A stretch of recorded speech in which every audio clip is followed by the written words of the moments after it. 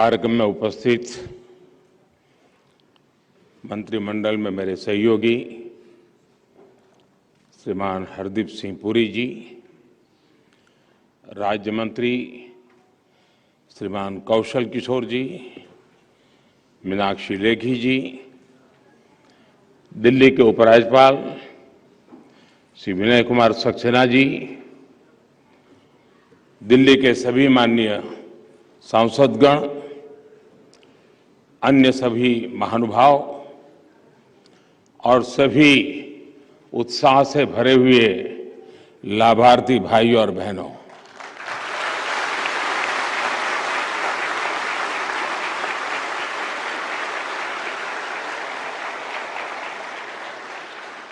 विज्ञान भवन में कार्यक्रम तो बहुत होते हैं, कोट पैंट टाई वाले भी बहुत लोग होते हैं,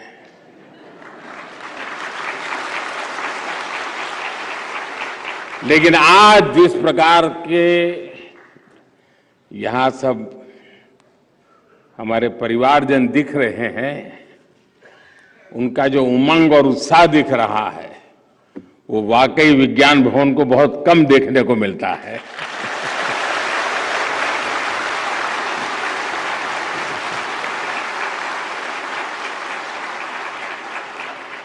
आज दिल्ली के सैकड़ों परिवारों के लिए, हजारों गरीब हमारे भाई बहनों के लिए ये बहुत बड़ा दिन है। वर्षों से जो परिवार दिल्ली की झुग्गियों में रह रहे थे, आज उनके लिए एक प्रकार से जीवन की नई शुरुआत होने जा रही है।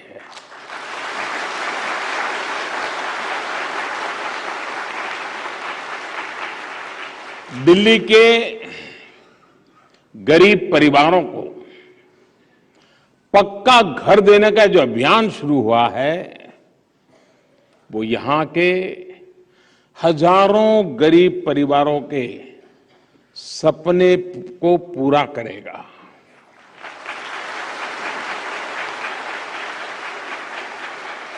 आज यहां सैकड़ों लाभार्थियों को उनके घर की चाबी मिली है और मुझे जिन 4-5 परिवारों से मिलने का मौका मिला, मैं देख रहा था उनके चेहरे पर जो खुशी, जो संतोष और वो कुछ न कुछ भाव अपने व्यक्त करते थे। वो भीतर का जो आनंद था वो प्रकट हो रहा था, एक संतोष उनके चेहरे पर महक रहा था।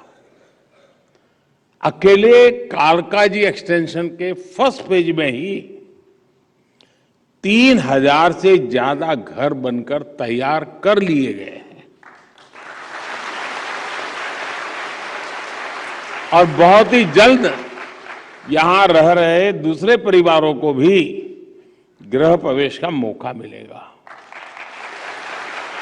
मुझे विश्वास है आने वाले समय में भारत सरकार द्वारा किए जा रहे ये प्रयास दिल्ली को एक आदर्श शहर बनाने में बड़ी भूमिका निभाएंगे।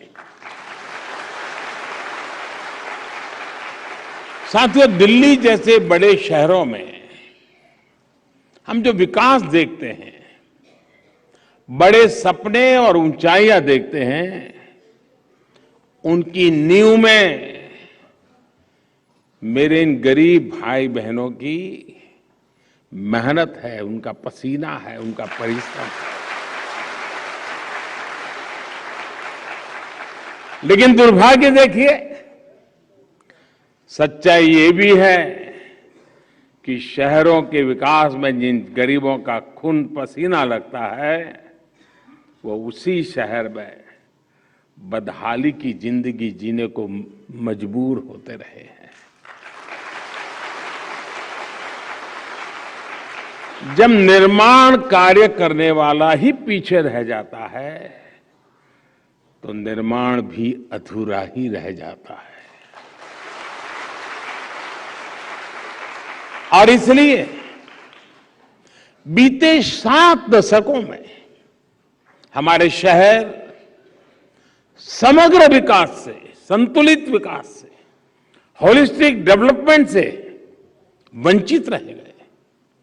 जिस शहर में एक और ऊंची ऊंची भव्य इमारतें और चमक दमक होती है, उसी के बगल में झुग्गी झोपड़ियों में बदहाली दिखाई देती है।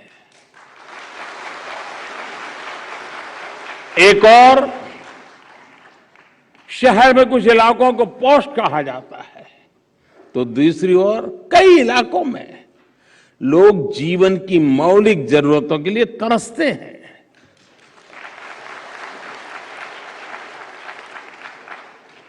जब एक ही शहर में इतनी असमानता हो, इतना भेदभाव हो, तो समग्र विकास की कल्पना कैसे की जा सकती है? आजादी के अमृत काल में हमें इस खाई को पाटना ही होगा और इसलिए ही आज देश सबका साथ, सबका विकास, सबका विश्वास और सबका प्रयास, इस मंत्र पर चलकर सबके उत्थान के लिए प्रयास कर रहा है। साथियों, दशकों तक देश में जो व्यवस्था रही, उसमें यह सोच बन गई थी कि गरीबी केवल गरीब की समस्या है। लेकिन आज देश में जो सरकार है, वो गरीब की सरकार है, इसलिए वो गरीब को अपने हाल पर नहीं छोड़ सकती।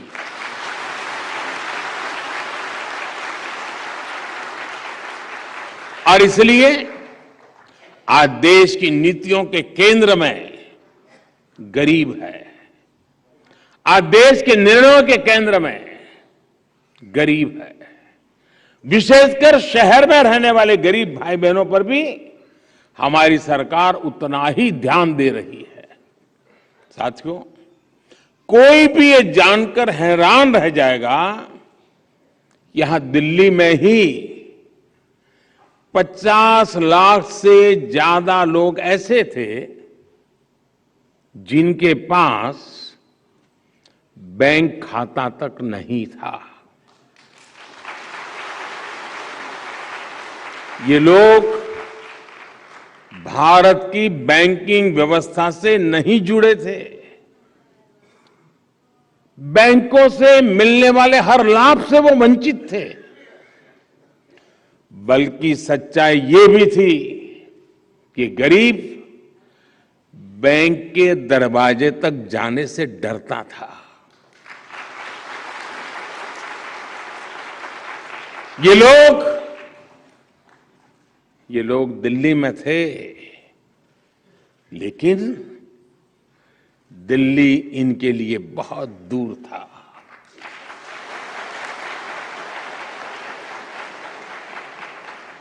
इसी स्थिति को हमारी सरकार ने बदला। अभियान चलाकर दिल्ली के गरीबों को, देश के गरीबों के बैंक खाते खुलवाए गए। तब किसी ने शायद ही सोचा होगा कि इसके क्या क्या फायदे हो सकते हैं। आज दिल्ली के गरीब को भी सरकार की योजनाओं का सीधे लाभ मिल रहा है। आज दिल्ली में हजारों साथी रेहड़ी पटरी की दुकान लगाते हैं, सब्जियां और फल बेचते हैं। कई साथी ऑटो रिक्शा चलाते हैं, टैक्सी चलाते हैं। इनमें से शायद ही कोई ऐसा हो जिसके पास आज भीम यूपीआई न हो। पैसे सीधे मोबाइल पर आते हैं, मोबाइल से पेमेंट भी हो जाता है।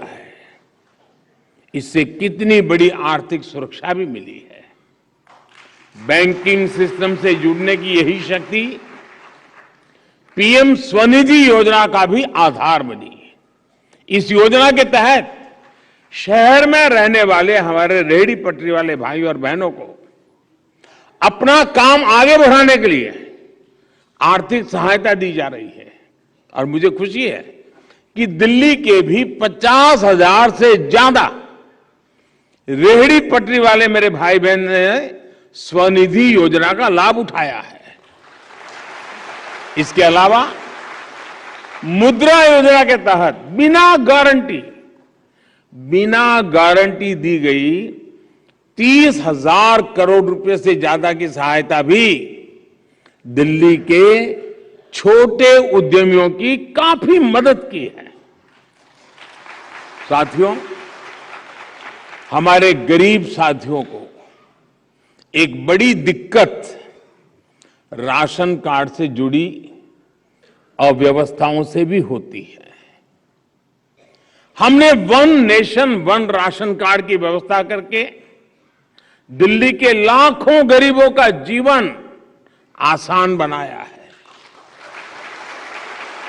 हमारे जो प्रवासी श्रमिक दूसरे राज्यों से काम करने आते हैं, पहले उनका राशन कार्ड यहां बेकार हो जाता था, एक सिर्फ कागज का टुकड़ा बनकर रह जाता था। इससे उनके लिए राशन की समस्या खड़ी हो जाती थी। One nation one ration card के जरिए इस चिंता से भी मुक्ति मिल रही है। इस योजना का लाभ कोरोना वैश्विक महामारी के समय दिल्ली के गरीबों ने भी उठाया है।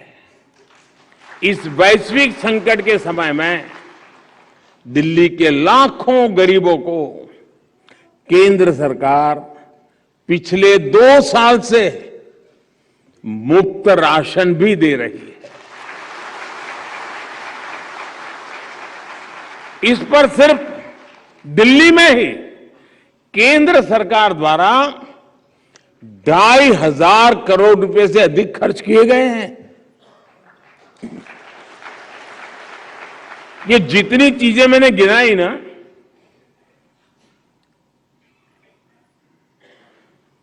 आप बताइए कितने रुपयों की मुझे एडवर्टाइजमेंट देनी चाहिए थी?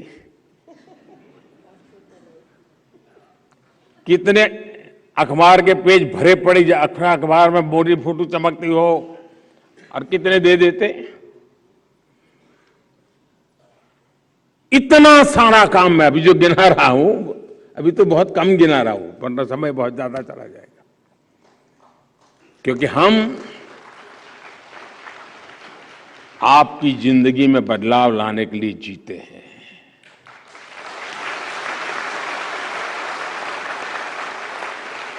साथियों, दिल्ली में केंद्र सरकार ने 40 लाख से ज्यादा गरीबों को बीमा सुरक्षा कवच भी दिया है। दवाइयों का खर्च कम करने के लिए जन औषधि केंद्रों की सुविधा भी है। जब जीवन में यह सुरक्षा होती है तो गरीब निश्चित होकर अपनी पूरी ताकत से मेहनत करता है। वो खुद को गरीबी से बाहर निकालने के लिए, गरीबी से लड़ाई लड़ने के लिए, गरीबी को परास्त करने के लिए जी जान से जुट जाता है। ये निश्चिंतता गरीब के जीवन में कितनी महत्वपूर्ण होती है, वो किसी गरीब से बेहतर कोई नहीं जान सकता। साथियों, दिल्ली में एक और विषय, दशकों पहले बनी हुई अनधिकृत जो कॉलोनियों का भी रहा है। इन कॉलोनियों में हमारे लाखों भाई बहन रहते हैं। उनका पूरा पूरा जीवन इसी चिंता में निकल रहा था कि उनके घरों का होगा क्या। दिल्ली के लोगों की इस चिंता को कम करने का काम भी केंद्र सरकार ने किया। पीएम उदय योजना के माध्यम से दिल्ली की अनधिकृत कॉलोनियों में बने घरों को नियमित करने का काम चल रहा है। अब तक हजारों लोग इस योजना का लाभ उठा चुके हैं। केंद्र सरकार ने दिल्ली के मध्यम वर्ग को भी उनके घर का सपना पूरा करने में बहुत मदद दी है। दिल्ली के निम्न एवं मध्यम वर्ग के लोग अपना घर बना पाए, इसके लिए उन्हें केंद्र सरकार की तरफ से ब्याज में सब्सिडी दी गई है। इस पर भी केंद्र सरकार की तरफ से 700 करोड़ रुपए से अधिक खर्च किए गए हैं। साथियों, केंद्र सरकार का लक्ष्य है कि हम दिल्ली को देश की राजधानी के अनुरूप एक शानदार सुविधा संपन्न शहर बनाएं। दिल्ली के विकास को गति देने के लिए हमने जो काम किए हैं, दिल्ली के लोग, दिल्ली के गरीब, दिल्ली का विशाल मध्यम वर्ग, वे इन सब के साक्षी के रूप में हर जगह पे अपनी बात बताता है। इस बार लाल किले से मैंने देश की एस्पिरेशनल सोसाइटी की बात की थी। दिल्ली का गरीब हो या मध्यम वर्ग, वो आकांक्षी भी है और अभूतपूर्व प्रतिभा से भरा हुआ है। उसकी सहूलियत, उसकी आकांक्षा की पूर्ति सरकार की सर्वोच्च प्राथमिकताओं में से एक है। साथियों, 2014 में जब हमारी सरकार आई थी तो दिल्ली एनसीआर में 190 किलोमीटर रूट पर ही मेट्रो चला करती थी। आज दिल्ली एनसीआर में मेट्रो का विस्तार बढ़कर करीब करीब 400 किलोमीटर तक हो चुका है। बीते 8 वर्षों में यहां 135 नए मेट्रो स्टेशन बनाए गए हैं। आज मेरे पास दिल्ली में कॉलेज जाने वाले कितने ही बेटी बेटियां, बड़ी संख्या में नौकरी पेशा लोग चिट्ठी लिखकर मेट्रो सर्विस के लिए आभार जताते हैं। मेट्रो की सुविधा का विस्तार होने से हर रोज उनके पैसे भी बच रहे हैं और समय की भी बचत हो रही है। दिल्ली को ट्रैफिक कंजेशन से राहत दिलाने के लिए भारत सरकार द्वारा 50,000 करोड़ रुपए के निवेश से सड़कों को चौड़ा किया जा रहा है, आधुनिक बनाया जा रहा है। दिल्ली में जहां एक और पेरिफेरल एक्सप्रेसवे बन रहे हैं, तो दूसरी ओर कर्तव्य पथ जैसे निर्माण भी हो रहे हैं। द्वारका एक्सप्रेस वे हो या अर्बन एक्सटेंशन रोड अक्षरधाम से बागपत 6 लेन एक्सप्रेस कंट्रोल हाईवे हो या गुरुग्राम सोहना रोड के रूप में एलिवेटेड कॉरिडोर, ऐसे कितने ही विकास कार्य दिल्ली में केंद्र सरकार द्वारा किए जा रहे हैं, जो देश की राजधानी में आधुनिक इंफ्रास्ट्रक्चर को विस्तार देंगे। साथियों, दिल्ली एनसीआर के लिए रैपिड रेल जैसी सेवाएं भी निकट भविष्य में ही शुरू होने जा रही है। नई दिल्ली रेलवे स्टेशन का जो भव्य निर्माण होने जा रहा है, उसकी तस्वीरें भी आपने जरूर देखी होगी। मुझे खुशी है कि द्वारका में 80 हेक्टेयर जमीन पर भारत वंदना पार्क का निर्माण अब अगले कुछ महीनों में समाप्त होने की तरफ बढ़ रहा है। मुझे बताया गया है कि डीडीए द्वारा दिल्ली के 700 से ज्यादा बड़े पार्कों की देखरेख की जाती है। वजीराबाद बैराज से लेकर ओखला बैराज के बीच का जो 22 किलोमीटर का स्ट्रेच है, उस पर भी डीडीए द्वारा विभिन्न पार्क विकसित किए जा रहे हैं। साथियों, आज मेरे इतने सारे गरीब भाई बहन अपने जीवन में एक नई शुरुआत करने जा रहे हैं, तो मैं उनसे जरूर कुछ अपेक्षाएं भी रखता हूं।